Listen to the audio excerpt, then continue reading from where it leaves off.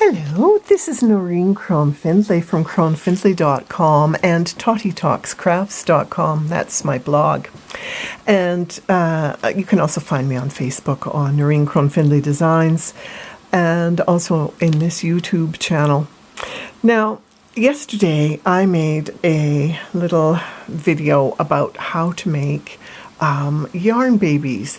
And then I've been thinking about it, and I was thinking about how this is the comfort bear that the woven comfort bear from my book, Potholder Loom Weaving, which is a wonderful book, and you should buy it. And the thing about the comfort bears is that they hug your thumb, and so you can hold them in your pocket or in your hand, and you put your thumb or your finger in and they cuddle you. And I thought that's a very important function of the comfort bears.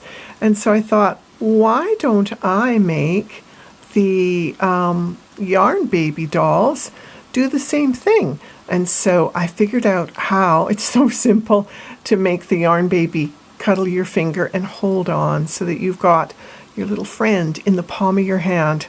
So I'm going to show you how I did that. Now I've got a ball of yarn here that I've combined with some other bits and pieces, and that's threads and things, just to make it a bit more colorful. Anyhow, I put the end between my pinky and my ring finger. And now I'm going to wrap 20 times. 1, 2, 3, 4, 5, 6, 8, 9, 10, 11, 12, 13, 14, 15, 16, 17, 18, 19, and 20. And I have to grab some scissors. So I'll snip that off. And now I'll slip it off my hand and take a length and tie off the yarn baby's head, top of her head. And I always use a surgeon's knot, so I go over, under, and through. Over, under, and through. And then I pull up tight and knot it again. Now I'm going to tie off her neck now. So I'll take another piece of yarn, wrap it around, and do the whole surgeon's knot routine again. Pull that through and tie it off. Now what I'm going to do is take and snip that off and snip the ends, so that all of the loops are nicely behaving themselves and are trimmed. Now, what I'm going to do for the arms, that one is a bit of a problem. I'm going to pull it out and snip it off just because it looked yucky. Anyhow, now for the arms, to make the arms be holding your finger, we're going to need to tie them in a knot. And so we're going to start by lifting up some strands.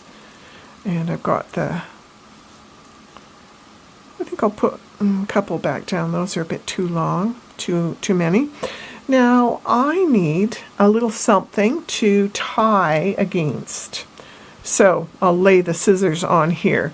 And I'm going to tie. I'm not trimming the arms off because I need all of that length to tie myself a fine little knot here.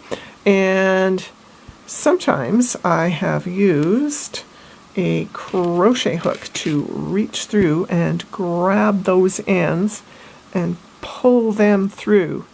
And so now pull that up tight. Excellent.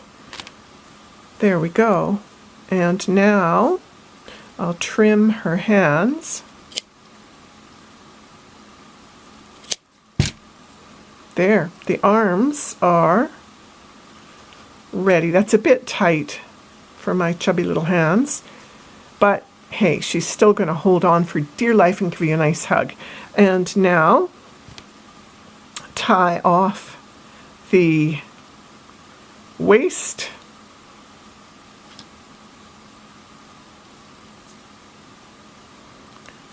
Over, under, and through. And over, under, and through. There we go. And now let's just trim her skirt. I'm just going to grab this to trim onto, because otherwise I'm going to have... And there you go. We now have two little yarn babies that are ready to just live in a pocket and give hugs and hold on tight. We're all holding on tight right now. So I hit the wrong button. I wish you the very best. Be well, stay healthy, big hugs, and make yourself and your friends some yarn babies and make them huggable, so that since we can't give each other real hugs, we can give each other virtual hugs and yarn baby hugs. So, wishing you well. Bye for now.